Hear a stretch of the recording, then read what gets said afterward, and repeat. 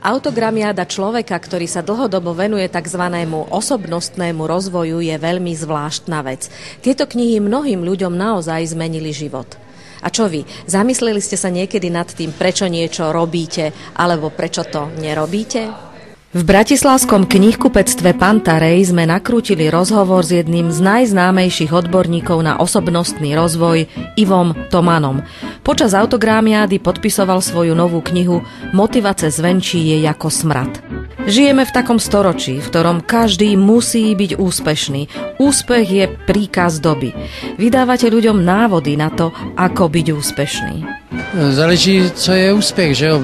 Někdo se rozhodne, že bude léčit děti v Africe a vylečí stovky, tak je úspěšný. Někdo to měří na peníze, tak já si myslím, že můj hlavní úspěch je v tom, že protože mám ten Tourettův syndrom, že jsem dosáhl klid, že se nemusím strefovat, že dělám to, co chci, že po noci nemusím dělat přesčasy, ale píšu knížky a chystám další školení. Trpíte mozgovou poruchou, ktorá sa volá Tourettov syndrom a prejavuje sa pohybovými tykmi, ale aj zvukovými prejavmi. Určite vám to veľmi komplikovalo život. Napriek tomu ste uspeli v práci, kde verejne vystupujete. Já jsem původně dřevařský inženýr, ale v tom jsem nevynikal. A teď vynikám, to je první věc. V tomhle, co dělám, vynikám v osobním rozvoji. Pak jsem měl taky určité štěstí, to musím uznat. Bez toho štěstí to nejde. A taky dřu jako kuň. Jo, tady teď vidíte to pozlatko, ale já jedu do 4 do 5 do rana často. Len ľudia, keď majú niečo, čo ich povedzme odlišuje od tých ostatných, tak sú strašne sklamaní a zatrpknutí a skončia niekde doma sami a trpia a povedia si, ja som nie úspešný preto, lebo toto sa mi stalo. Ano, je to výborná vymluva, to je pravda, ale není to u každého. A tady zrovna v té knižce je o tom, že jsou lidi, co mají velikánskou vnitřní motivaci a ti to převalcují. Arnold Schwarzenegger začal cvičit po mně, že se mu smalí, jaká je ciplinka. Weissmuller, který první zaplaval 100 metrů pod minutu, z toho samého důvodu začal plavat, že byl neduživý.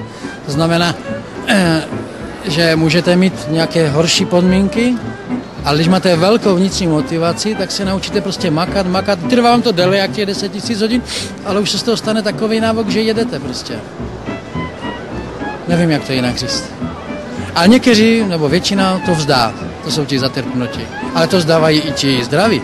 Nie je to tak, že keď niekto má možno trošku horšie podmienky na začiatku, že ho to viac vystrelí? Ako tí, čo si žijú ako v bavlnke? Nemyslím si, že je to tím, že mám horší podmínky. Je to tím, si mám vnitřní motivaci.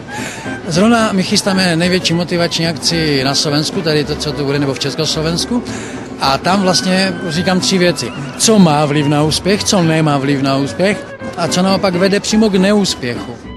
A budete si říct, musíte mít ten talent, ale potom to, na jaké startovací čaře začínáte, to už nemá vliv na úspěch, jenom vám to déle trvá.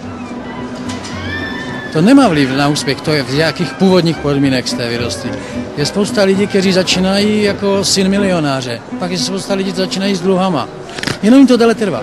Vo svojich knihách píšete o motivácii a o cestách, ktoré vedú alebo nevedú k úspechu. Dajte aj nám kúsok receptu na úspech.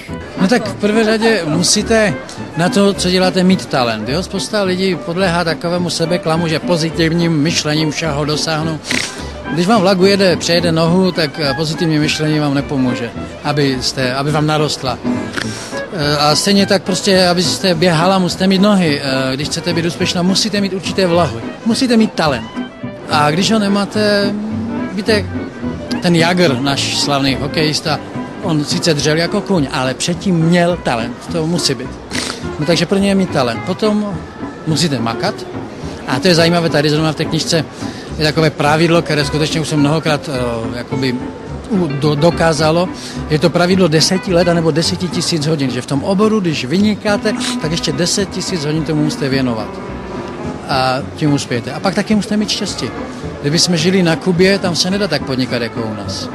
Takže se musí splnit hodně podmínek. A pak ještě v tom oboru, v kterém jste, vás musí bavit, že jo. Poněvadž je spousta lidí, co třeba v něčem vynikají, ale to nebaví. Jsou nespokojení, naštvaní. Čiže akoby trošku kúzlo je v tom, netúžiť sa presadiť v oblasti, na ktorú proste nemám. Ano, přesně. Je spousta lidí, co mají ohromný matematický mozek a jsou zklamaní celý život, že nebyli reprezentanty v hokeju. Ale měli vlohy na něco jiného. A stručný odkaz pre divákov TV Bratislava? Hledejte, v čem vynikáte. No. Na co se vás lidi ptají, kvůli čemu chodí pro rady. Ne jako verbu a dělat, říká stojí po slovensky, dělat někomu verbu, když máte problémy s manželem. Buď tak. Takže ne kvůli čemu si chodí, kvůli čemu děláte verbu, ale že chodí pro rady. Jo, jak bys udělal to, jak bys udělal to. V tom vynikáte. Přitom to může být něco úplně jiného, než čím se živíte. 21. mája zorganizuje Ivo Toman tu u nás v Bratislave najväčšiu motivačnú akciu v celom Československu a my s našim televíznym štábom určite budeme pri tom.